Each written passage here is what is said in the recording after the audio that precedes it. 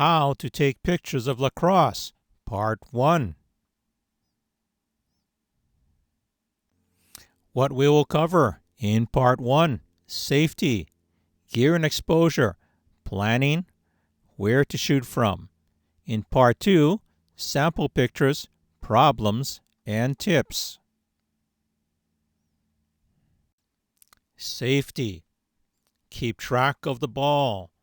The lacrosse ball is small compared to a soccer ball. If you lose track of the ball, lower your camera and look for the ball. If a thrown lacrosse ball hits you, it will hurt. A thrown lacrosse ball can travel fast. You may have very little time to react. Distance is your friend. The longer the distance to you, the more time you have to react. For your first lacrosse games, I would stand as far from the field as you can. When I shot my first lacrosse game, I stood on the outside lane of the track, basically as far as I could get from the field and still be on the field floor. Do not go anywhere behind the goal. A thrown ball that misses the goal could hit you, and some refs will not allow you behind the end line. Gear and exposure. Day game. Camera. Most any camera you have. Lens. Depends on where you're shooting from. On the field, 18 to 140, 18 to 400, 70 to 300. From on top of the bleachers, 18 to 400, 100 to 400, or 150 to 600. Exposure. Mode S or TV, shutter priority, 1/1600 of a second shutter speed, ISO auto. Night games. Please see the video, how to take pictures at night games.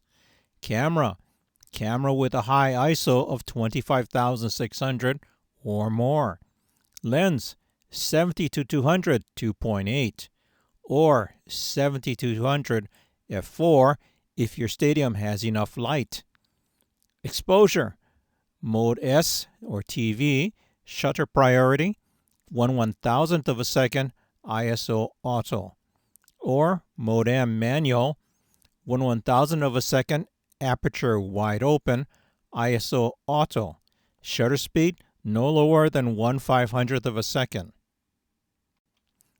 Other gear. Monopod for the heavy lens. Exposure. Always test your exposure before the game and make any needed adjustments. The one time I did not test my exposure, I had one of the exposure settings messed up because it was set for the inside of the gym, so the color was off. So always test your exposure before the game so you can catch those mistakes. As the sun sets and the light changes, test the exposure again. Adjust if needed. Planning. Planning difference. Boys versus girls. Game times. Boys, you have 4 12-minute quarters. Girls, you have 2 25-minute halves. The other is the face-off. As seen in the pictures below. Bottom left, girls are standing. Bottom right, the boys have the ball down on the ground. The other is the field difference. The field size is the same, but the location of the goal is different. As you can see, the girls' goal is at the end of the red line, which pushes it further to the ends of the field and further into the darker part of the field. Goalie. Shoot the goalie during warm-up.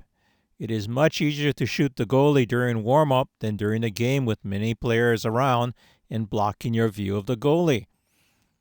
Picture top right. During warm-up, you've got a clear view of him. During the game, there are a lot of people around him. The goalie is someplace behind there, but you can't see him. Next, you need to shoot the goalie in the first half. Some teams will change goalies at the half. If you didn't take a picture of the goalie in the first half, You don't have a picture of him. Sample shot plan. During warm-up, shoot the goalie and shoot as many of the team as you can. Offense and defense. Get pictures of the offense throwing the ball into the goal and defense protecting their goal. Others, try to get shots of as many of the players as you can. May not be easy, but you try as best as you can. Goalie, again, first half, because they may change the goalie at the half. Get the final score and the sportsmanship handshake. Where to shoot from? On the field, lighting, the sidelines for the game, midfield for the face-off. From the top of the bleachers, and see the video how to take pictures in the stadium. Lighting in the afternoon, shoot with the sun to your back, not towards the sun. On the field, lacrosse, like soccer, is an opportunistic sport. The action constantly moves up and down the field. You can't be running up and down the field following the ball, so you have to wait for the action to come to you. But that doesn't mean you're going to sit in that part of the field forever. You want to move to different parts of the field to get your offense and defense, and the left and right sides, and the face-off at the center of the field. Pictures later. On the field, this is a diagram.